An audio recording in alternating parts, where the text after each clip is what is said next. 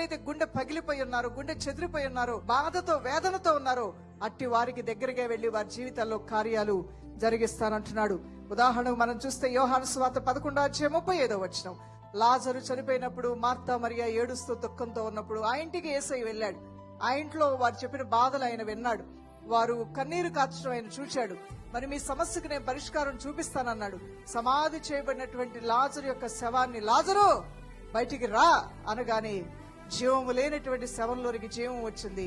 ఆ శవ పేటిక తెరవబడి ప్రేత వస్త్రాలతోనే లేచి బయటకు వచ్చేసాడంట లాజరు. అవును ప్రియులారా, దీనిలోంచి మనమేం అర్థం చేసుకోవాలంటే, నీ జీవితంలో కొన్ని పరిస్థితులు చలనము లేనట్లుగా, కదిపినా కదలట్ల, గద్దించినా మారట్ల, ఏడ్చినా మారట్ల, వద్ర అలవాట్లు మానవన్నా మానట్ల, పరిస్థితుల్లో చలనం లేదు, మనుషుల్లో చలనం లేదు, ఆర్థిక స్థితిగతుల్లో చలనం లేదు. చలనం లేని పరిస్థితుల్లో ఉందేమో దేవుడు తన వాక్కును పంపించి జీవము లేని వారికి దేవుడు జీవం ఇవ్వబోతున్నాడు. దేవుని బిడ్డ,